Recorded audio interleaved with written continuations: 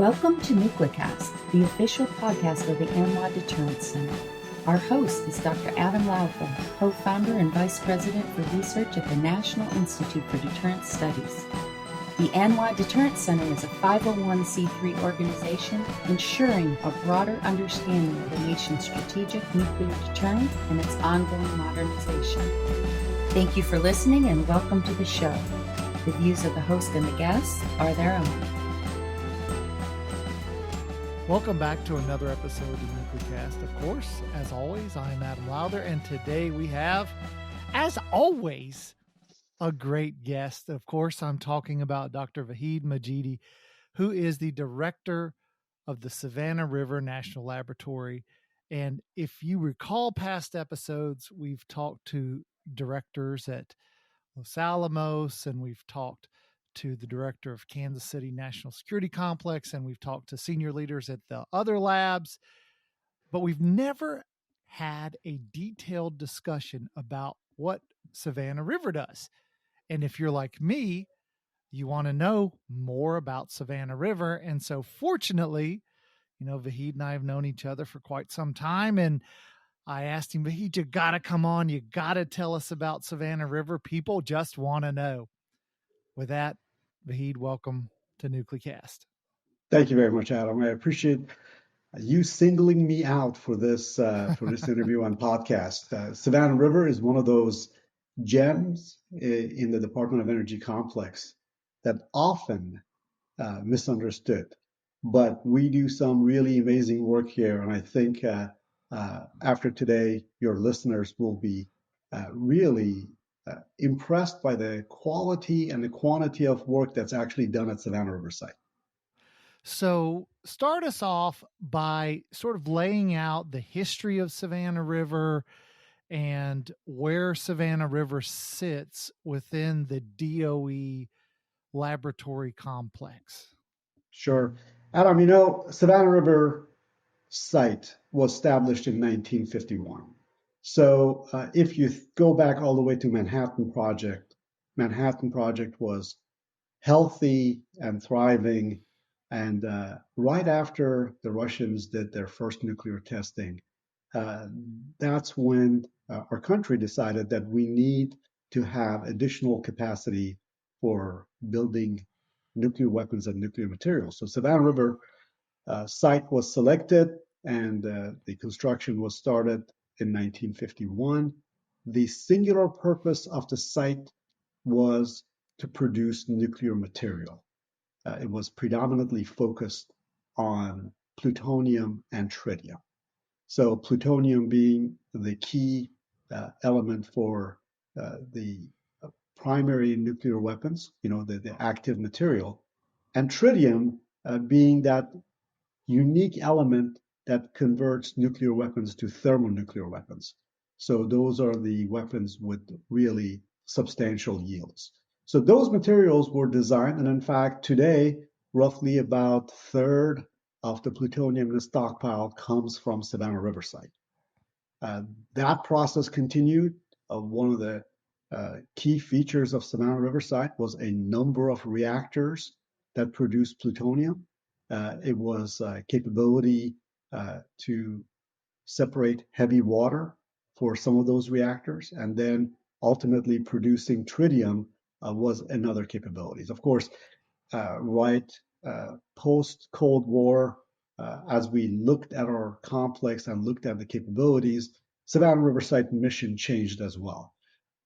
Fundamentally, DuPont was the main contractor that operated Savannah River site for a number of years.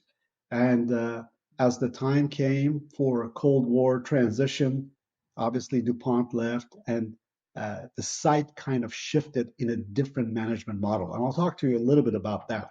So DuPont, one of the fundamental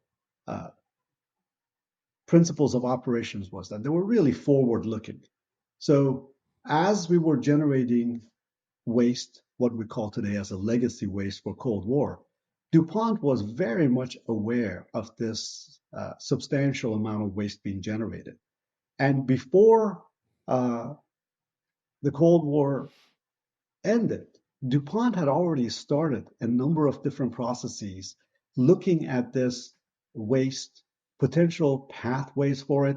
So before Department of Energy really had an environmental management organization to look after the legacy waste, at Savannah Riverside, we were already anticipating that this is going to be an issue, and we had made many investments in different approaches looking at this. So after the Cold War, the site, Savannah River site, changed its mission and it became an environmental management site, predominantly focusing on cleaning up the legacy waste. Meanwhile, we never lost the tritium mission. So this is the singular site in the complex that still puts tritium into the gas transfer system for the nuclear deterrence. Of course, as with any other story that we have in the Department of Energy complexes, no one thing is done in any one site. Tritium is a long history. The Pacific Northwest has an element in designing the TP bar. These are tritium production bars for uh, producing tritium. That goes into uh, TVA for production of tritium. Then it comes to the Savannah River site. We extract that tritium and purify it, and ultimately put it in the gas transfer system that goes into nuclear deterrence. Now, today, Savannah River National Laboratory is an independent national laboratory. And in this site, originally we were a part of DuPont. So everything was under one organization. But today, as the lab is an independent entity, there is other contractors on the site that they do other specific activities. So my sister organization is Savannah River Nuclear Solutions. They are the site management and operation contractors. They're responsible for maintaining the sites for EM, but also they have a responsibility for doing things like running the Tritium Enterprise facility. That's the facility that actually extracts tritium from that tritium production bars, and we help them with some of the technologies, some of the chemistries that involved in purifying the tritium and ultimately making it into the gas transfer bottles. Beside us and Savannah River Nuclear Solutions, there are other contractors on sites that focus on environmental cleanups. These are things like, how do you deal with the disposition of the waste in the tank farm? Still with some nuclear material processing like H Canyon. So it's a very vibrant site with lots of concurrent activities, with lots of concurrent contractors doing their job very well. Let me ask you, some of our listeners may not be familiar with tritium. So can you give us a little bit of a chemistry lesson, and just tell us, what is tritium, what does it do, and why is it important? Yeah, the great thing as a chemist is the appreciation that we talk about tritium, but really we're talking about hydrogen. So hydrogen, if for those uh, who are interested in chemistry, is the first element in the periodic table. Is the element, the most abundant element in the universe, and what powers our sun. So when we bask in the glow of sun and enjoy that radiant energy, it's the hydrogen that provides that energy. Well, hydrogen actually has two other isotopes. These are uh, two family members from hydrogen family that are slightly different, not in their chemical nature, but they're in their nuclear nature. So I won't get too much in the weed, Adam, but hydrogen has a sister isotope, it's deuterium. Deuterium is a little bit more heavier than hydrogen. And then we have tritium, which tritium is a bit heavier than deuterium. So I won't talk about neutrons and protons and all of that stuff. Just remember, hydrogen is the lightest isotopes, then you get deuterium, and then you get tritium. Well, if you go back all the way to Einstein's theory of relativity, every time nuclei gain or lose mass, it produces a lot of energy. So the way we get a lot of energy by plutonium is that we make sure that plutonium nuclei falls apart or goes through a fission process, and that generates energy. Another way you can generate energy is by taking light nuclei, like tritium, and force them together. And that also releases a lot of energy. The amazing fact about tritium is that when you combine it in nuclear weapon, it just releases a tremendous amount of energy that creates high yield weapons that are relatively small for the amount of energy that they produce. Now, Adam, if I may just continue on the very positive aspect of tritium that we work every day. I'm sure your listeners have heard about all the progress that's going on in the fusion front in the Department of Energy. ITER program in France is going forward with the design of a tokamak system that's going to create more energy from fusion. Livermore just made an announcement this December that they passed the breakthrough energy. And what they're able to do is that they're able to squeeze tritium hard enough and get energy out of it, that the amount of energy you get out is more than the amount of energy you put in. And Savannah River National Laboratory, being one of the long-term players in a tritium game, we are one of the only facilities in the world that is focused on tritium fuel cycle. So we work with all the energy fusion laboratories and companies and venture capitalists that have an interest in this area, and we're designing various types of exhaust system and recycling for their fusion machines. So one of the key aspects of our research is also how do you harness tritium for energy uh, on the grid or just energy applications at large. Yeah. And so I think you were explaining that in Savannah River, there's the lab portion and then there's the production portion. Can you go into a little more detail about what exactly does that mean and why is Sure. it structured that way? Well, I would say it's not intentionally structured that way. It's a structure that has evolved over time. Initially, everything was being run by DuPont, and we were very focused on two things: make plutonium and make tritium. Right? That was a singular mission of the site. And as we went through the Cold War, then and clean the environment and still make sure we get tritium out. And beyond Cold War, as the site evolved, the laboratory became a multi-mission national laboratory. That means beyond just focusing on plutonium and tritium, we have a lot of other missions uh, ingrained in our everyday work that involves uh, environmental cleanup. It involves national security in all forms. It involves clean and secure energy. And obviously, it involves uh, being a part of the nuclear deterrence program. So the portion of the site that focused on production remains the same.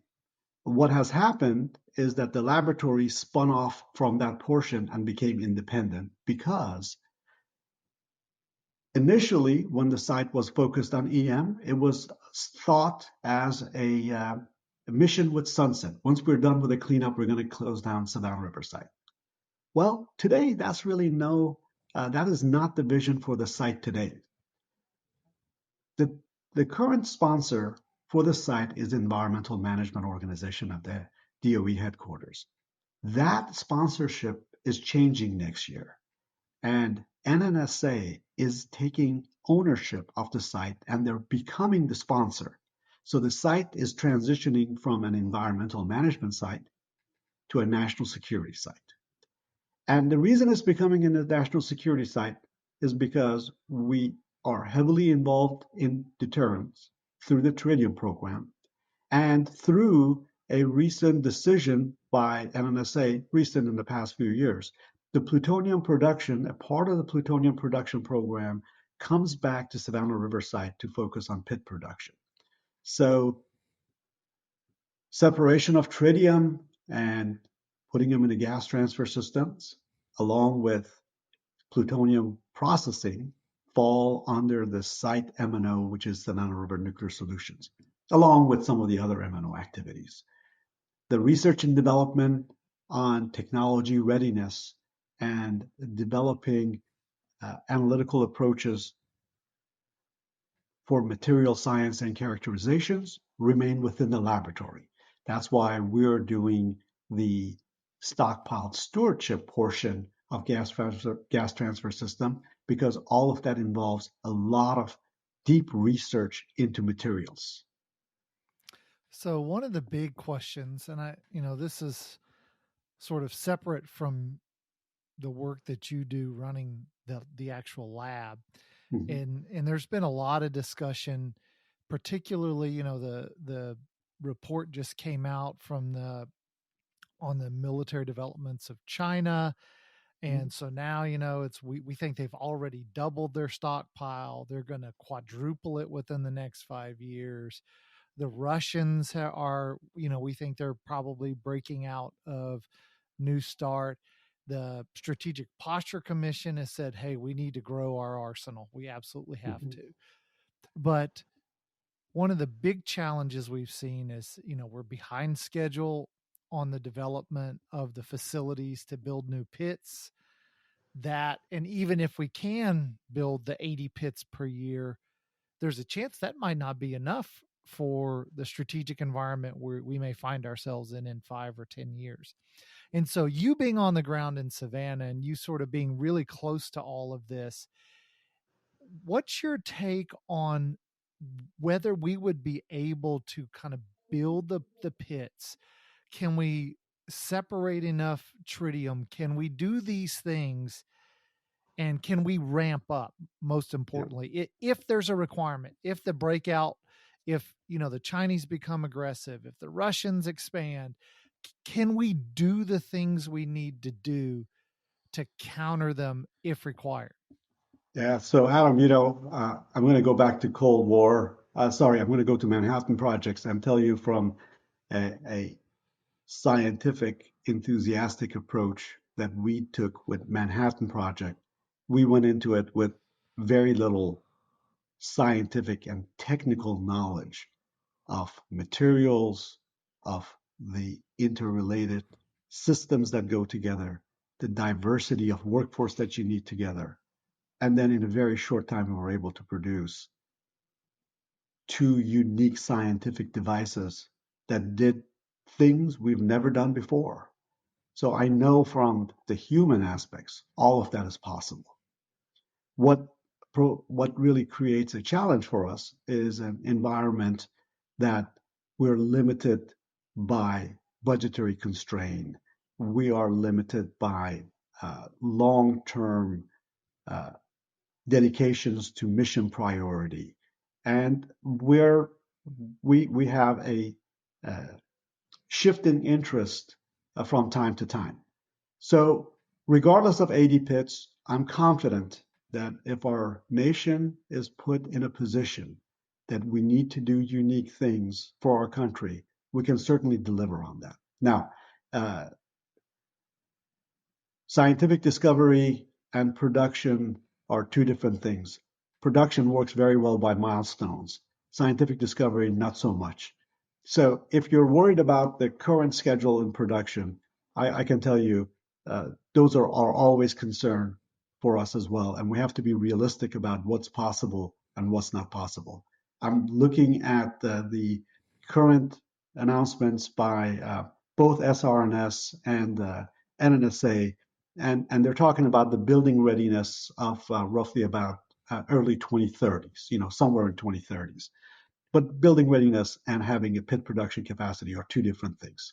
As I'm sure you have talked to Tom Mason, and he can tell you, if it was easy, everybody would do it. The reason it takes so much focus and effort in both technical as well as engineering challenges is that it is not a simple problem. So it's not going to be, we have a building and next year we're going to have our brand new pit producing facility, is that it takes time for that building to reach a level of production that's going to meet the national needs. I'm confident that if we get to a 50 pit at SRPPF, we can expand that capability if the need arises. We can certainly expand the capability for tritium production in our nation if the need arises. But it has to be a national imperative for us to go through those upside curve. And the current schedule is designed for a baseline level. And post 2030s, once the building is ready, we have to really look at the processes and make sure that we have the most efficient processes in pit production facilities to routinely put out 50 pits. That's not going to be the year after that, and that has to, again, I'm not going to talk for my contractor brethren. That's really up to them to come up with a date. But I can tell you, having worked at PF4, it's challenging working on plutonium, and it's challenging producing pits. And I'm glad it's a hard problem, because if it was easy, everybody would be doing it.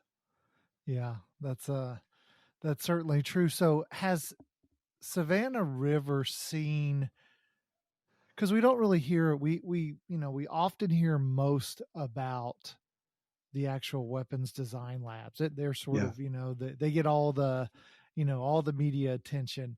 But has Savannah River seen the dramatic expansion in the number of employees? Has it been having the trouble finding the talent that others have been having? So where do you sort of stand in sort of these sort of broader issues that other DOE labs and manufacturing facilities have been facing? Yeah, we've got actually two sets of problems. There's a growth both in the laboratory and the site. Just 3 years ago, the site was about 10,500. And then, as recent as a year and a half ago, we were sitting at 11,000. I know Savannah River Nuclear Solutions need to hire a significant number of employees.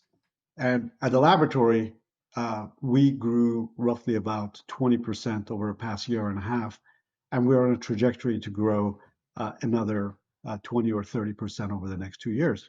Of course, we're not as big as Los Alamos, so the numbers are much smaller, but the proportions are roughly about the same. But one of the fundamental advantages that we have at the Savannah River site, we are in South Carolina, Aiken, South Carolina, right at the border of Georgia. Our sister city is Augusta, Georgia. So we're in a central Savannah River site that has roughly a population of about 1 point some million populations. But most importantly, we enjoy being very near Clemson University, University of South Carolina, South Carolina State, University of Georgia, Georgia Institute of Technology. We are very near North Carolina and all of their fantastic schools. We're only a few hour drives from Florida with their great schools. Alabama is an area we recruit heavily from. Texas. So we are centrally located amongst a large number of universities and industries that are very amenable for recruiting technical and scientific personnel that can help us in all areas. Mm-hmm. So in earnest, we have had the least amount of trouble finding highly qualified candidates. Moreover, we're in a portion of the country that the cost of livings are not exorbitant. So as we compete with individuals in, let's say, California or New Mexico, depending on where they are, the cost of living may be significantly different. So the starting salaries have to be much higher. So there is a balance that really tilts in favor of the Savannah River site for workforce development. This episode of NucleCast is brought to you by the ANWA Deterrence Center, whose mission is to educate Americans about the nuclear enterprise and strategic deterrence.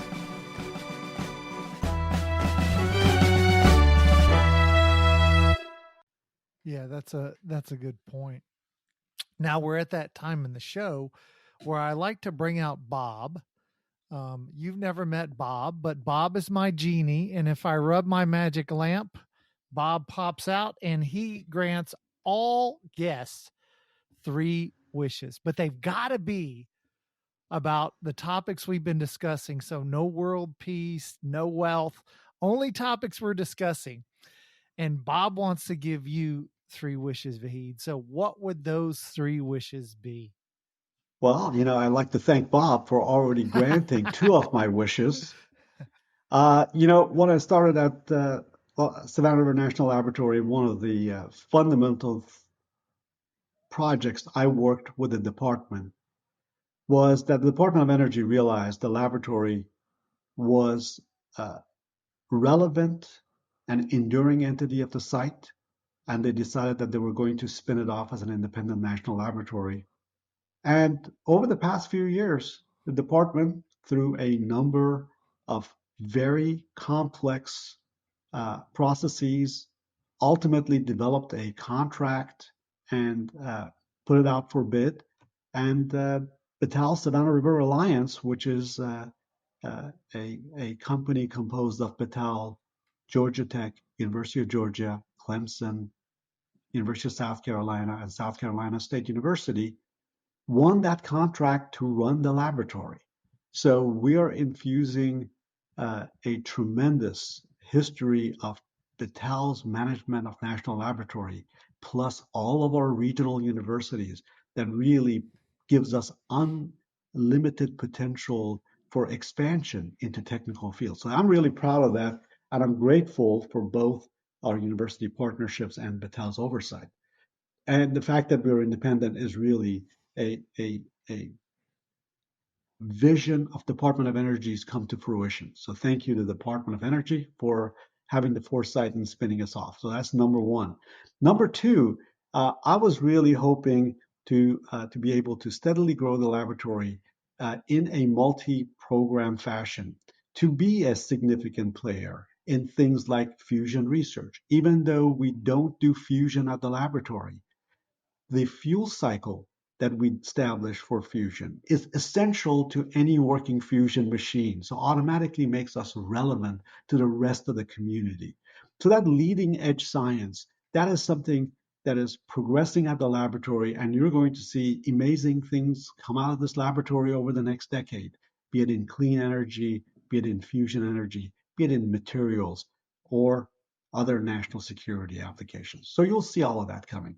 Now, if I had to ask, my third wish is going to be very topical. I really wish for a budget this year so we can continue our good progress without interruption. It's sometimes, I think, missed that when Washington, D.C.